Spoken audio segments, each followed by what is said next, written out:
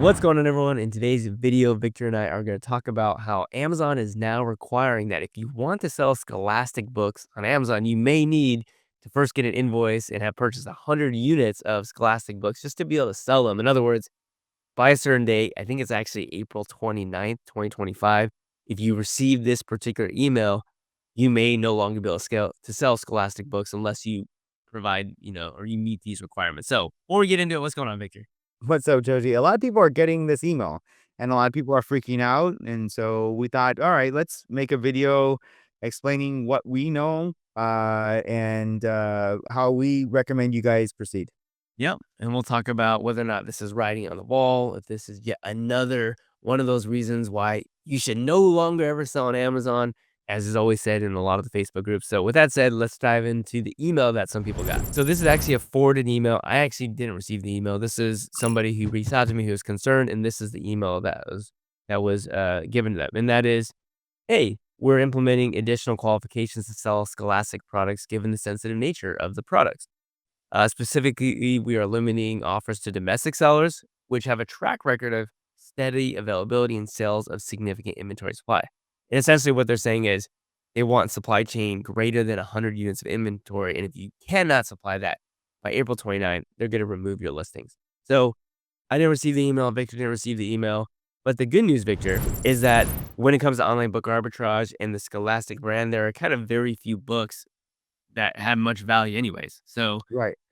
Yeah, because Scholastic is actually a children's publisher, and most of the children's books out there at most get up to maybe $20-25 at most, and that's still not profitable enough for us as online arbitrage sellers to make any money from it. So we rarely use that publisher anyway. So it really doesn't affect us even if we got that email. yeah. But of note in that email, which is kind of different, is 100 units they're actually asking for, right? Because like even as of like last year, they would maybe have asked for 10 units, but now Amazon's raised that number to 100, which is much higher bar to get to.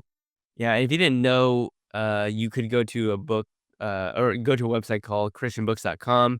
Very well known that if you were gated on a specific title or a specific brand, you could buy 10 units of a book on that website, submit that invoice, and that is what usually would work in the past. Not sure if going forward everything is going to be 100 units. I've seen it in a lot of different aspects of the different types of selling on Amazon, where it's now becoming 100 units, which is quite significant. And again, if you're kind of new to the channel and you're new to what we do online book arbitrage. So that means we buy the book on Amazon and resell it on Amazon. But we also have to talk about the fact that a lot of people, Victor, don't do that. A lot of people buy the book for 50 cents at a thrift store. They Yep. get it at a garage sale, so they get it very cheap. Right. And again, a $15 or $20 book for us is not profitable because we have to spend at the minimum 7, 8, 9, $10 for a book. But if you're getting it that cheap, you could sell a book for $15 and actually make some profit. So for all those people that are thrifting and now Scholastic is kind of gated, before everyone just freaks out, what I would say is go into your manage inventory and just type in Scholastic and look at what books you have currently available for sale that are even published by that brand, because you could be freaking out over nothing. It could be that you only have 2 books in your inventory that are from Scholastic, and you maybe only ever sold 10 books from Scholastic lifetime anyway. So think about how significant of an impact that it would be on your business by actually looking at your inventory, if that makes sense. Yeah. Oh, yeah. It does make sense because, yeah, initially you freak out because you're like, "Oh my gosh, I've heard of Scholastic and they're gating my books." But go and actually look at how many of your books actually affects. You'd be surprised. There's probably very few. I know for me and you, Joji, it was very few. I went to just recently look at mine just in case I got the email. I still have not got the email. More than likely, I'm not going to get it. But if I did, it would affect a total of 4 books. And we actually looked up some books that are actually published by Scholastic. And so, yeah, there are some books that, you might be able to sell for 15 or 20 or $25. There's some, seasonal Christmas books. There's, here's a Lego book that actually holds some pretty good value at like $35. Now that Amazon's been long, long out of stock. So there are some books out there, but the good news is that when you think of this relative to all of the books that you could flip, Victor, it's a very, very, very, very, very, very incredibly small subset of books where this is not going to change my life in any way, shape, or form. It's not going to change, your business in any way, shape, or form. But just kind of more talk about the future of selling on Amazon. If we are moving to this 100 units to get ungated in a specific brand, or if we are moving towards more and more brands getting ungated, I guess the number one question people always have is, will there be a time where every brand you need to have 100 units to get ungated? And what are your thoughts there? So I think, I don't think so, right? Because I think you're always gonna be like grandfathered in the older your account is. So most of us who have been selling for at least a couple of years, more than likely you're gonna be grandfathered into most of these. Like me and Joji didn't get this email, and more than likely we're not gonna get the other emails.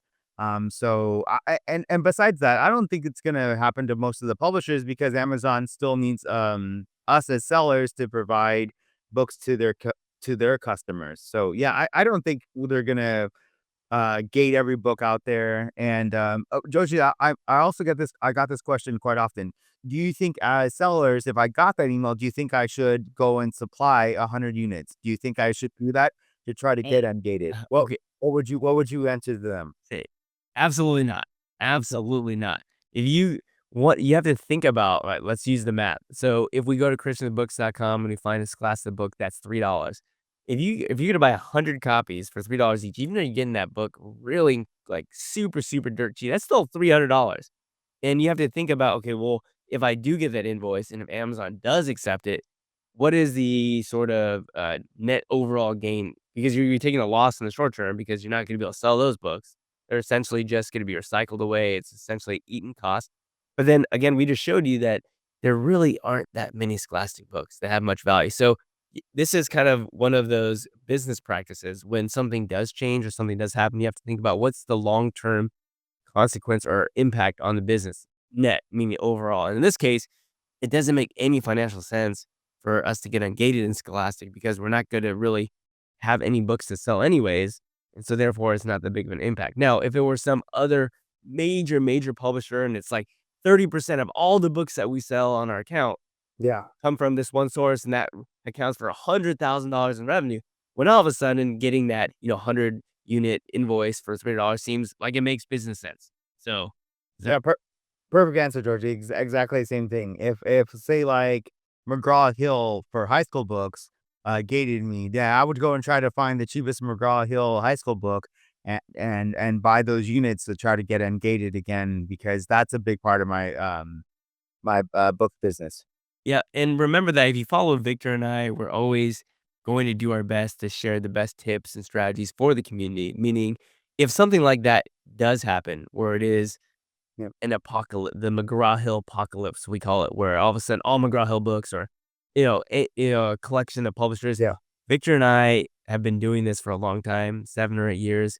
When things like this pop up, which they happen all the time, we just got out of the buy box debacle, which no one wants to talk about anymore because everyone was screaming at us how, "Why are you guys so calm, Wow. so nonchalant?" And we're just like, "Okay, well, this just happens," and people were screaming at us, yelling us, calling us out on Facebook I groups and know. stuff, and it's like, Like we should have been way more worried and stressed and out. now there's people where are those people now, right? But the thing is, like, Victor and I are always really going to try to help out the people who do follow us, that do see that we're trying to provide as much value as you can. So if there is a case where you have a major publisher get gated, if we get that information, which we will because we're very resilient and we'll always find a way, we will share that with you. So that's why we want to make sure that you follow us, Victor's Facebook group, my YouTube channel, the BookMine YouTube channel.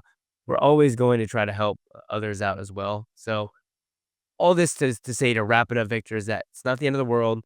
It's just another little hiccup. It's not even really a speed bump at all. It's just like a little stick in the road or something that we drive right over. It really doesn't make any difference. But the lesson to be learned long term here is that there'll always be new changes with Amazon. Don't freak out when those happen right away. If you do really want to know, Victor, if it's serious or not, just see what we do. If we're over here actually freaking out, okay, then you should probably start freaking out because Yeah. If we made some videos about it, then yes, you should start considering what to do next. yeah. Exactly. But I think we summed this up pretty well. Hope you really enjoyed it, and we'll see you all for the next Bookmine video. Yep. Peace out. All right. Bye.